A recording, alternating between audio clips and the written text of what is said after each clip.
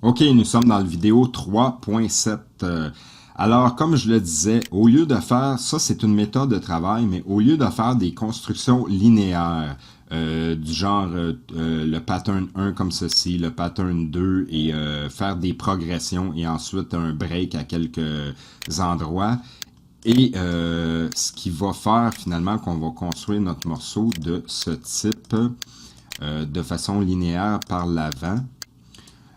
On peut employer une autre méthode aussi qui est très utilisée, que moi, je n'employais pas au début, mais habituellement, c'est le contraire. Surtout ceux qui font de la musique électronique emploient cette méthode. C'est-à-dire qu'on peut faire tout ça sur des patterns séparés. Regardez par exemple.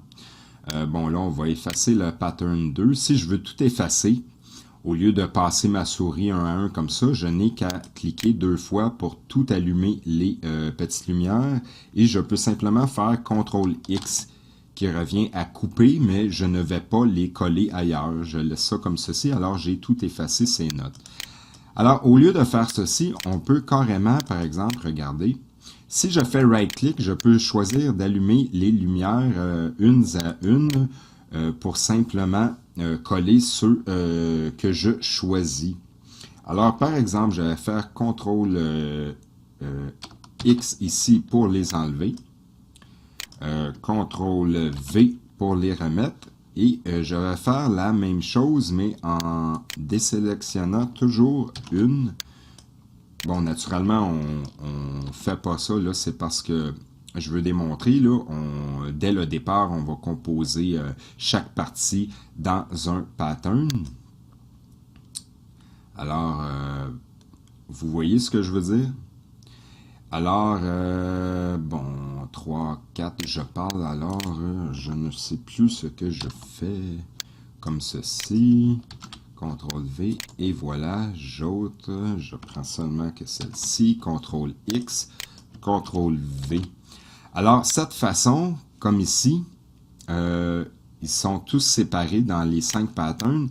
Alors, c'est une autre façon de travailler. Je pourrais, par exemple, décider de mettre le pattern seulement, bon, on peut voir, si je me mets en mode sound, le drum, et construire maintenant comme ceci, d'ajouter graduellement des parties de pattern.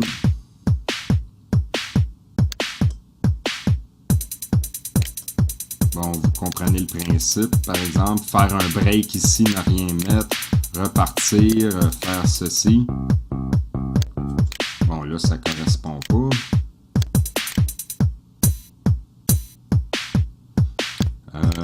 Où était mon...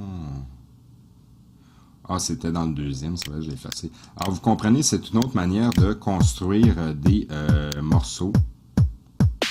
Et bon, bien sûr, on pourrait renommer le tout. Là, il faut voyager entre nos fenêtres. Alors, bon, on peut cliquer ici pour changer de pattern. C'est la même chose qu'avec la flèche ici. Alors, si par exemple, je veux retrouver ma basse, elle est où les notes de ma basse? Elle est au pattern 4. Alors, bon, je pourrais faire right-click ici et renommer et inscrire basse ici. Ici, je sais que c'est mon kick, alors je pourrais renommer et faire kick en 4-4. Voilà. Bon, ici, le deuxième, c'était... naturellement, on pourrait renommer ici, car des fois, les noms des échantillons ne sont pas commodes. Alors, je pourrais seulement faire renommer. Snare comme ceci. Et bon, ça, c'est dans mon pattern 2. Donc, inscrire snare comme ceci. Bon, vous voyez le principe, là, je ne vais pas tous les faire. Et on construit comme ceci, ce qui nous permet de faire des breaks. On a toujours un beat en 4-4 qu'on peut replacer, enlever. Alors ça, c'est une autre méthode qui est très intéressante, qui est une alternative au lieu de tout construire de façon linéaire et de suite, une à la suite des autres, là. Alors, c'est une deuxième façon de travailler. Encore là, on a beaucoup de liberté, ça dépend de nos goûts. Et bon, je ne sais plus sur quoi enchaîner en milieu de ce vidéo. Alors bon, je vais en profiter pour dire, Une autre chose qui est parfois des erreurs qui nous arrivent au début, regardez par exemple, si on clique vite, la fenêtre se referme. Des fois, ça peut arriver, on ne s'en est pas aperçu, puis là, on ne sait pas quoi faire. Alors, bon, moi, ça m'est arrivé souvent dans les débuts, et là, on rage parce qu'on bloque sur une connerie. Alors, juste recliquer 2 fois vite. Voilà, ça ouvre et ça ferme les fenêtres. Autrement dit, ça les minimise ou les restaure. Regardez 2 fois vite. Ici, c'est facile, on a l'icône, mais ici, on ne l'a pas. Alors, des fois, si ça vous arrive, ça peut arriver sur certaines fenêtres. Alors, vous n'avez qu'à faire ceci.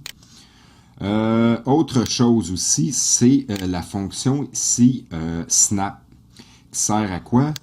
Bon, dans la playlist, regardez, si je fais le zoom comme ceci, la fonction Snap, elle sert, vous voyez, à snapper les blocs dans une division quelconque. Alors, pour l'instant, c'est line qui est choisi, mais on peut y aller de façon plus précise jusqu'à aucune, mais c'est pas conseillé. En tout cas, pas quand on débute.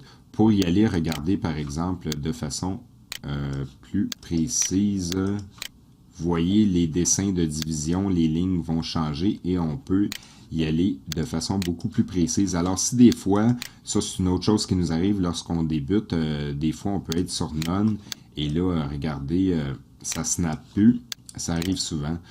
Faut savoir que, bon, en beat, ça va être facile, regardez. Alors, comme ça. Alors, ça dépend de ce qu'on veut faire. Bon, des fois, on change. Ça dépend si on est en zoom ou pas. Là, quand on est en out zoom, parfois, c'est pas évident. Alors, on doit se remettre à des divisions plus grandes comme ceci. Et celle-ci, c'est le snap qui va contrôler l'ensemble des fenêtres. Bon, ici, ça n'a pas rapport parce que c'est le step séquenceur, mais ça va avoir incidence dans la playlist et dans le piano roll. Mais il est possible de les changer individuellement. Si on clique ici sur l'icône Snap dans le piano roll, lorsqu'il est seté sur le main, c'est qu'il suit la division qu'on choisit ici, la division générale. Même chose pour la playlist main. Mais on peut indépendamment, disons, choisir un 6e de beat pour la playlist et un autre pour le piano roll. Alors, bon, pour brûler le temps, c'est ce qui était important de dire, parce que ça arrive souvent au début qu'on se trompe. Alors, bon, c'est ça, je voulais enchaîner. Alors, dans le prochain tutoriel, je vais juste un petit peu approfondir les channels de batterie, parce que c'est quand même la base pour la plupart des morceaux, peu importe le style de musique qu'on fait. Alors, on va passer un petit peu plus en profondeur les divers paramètres pour les batteries.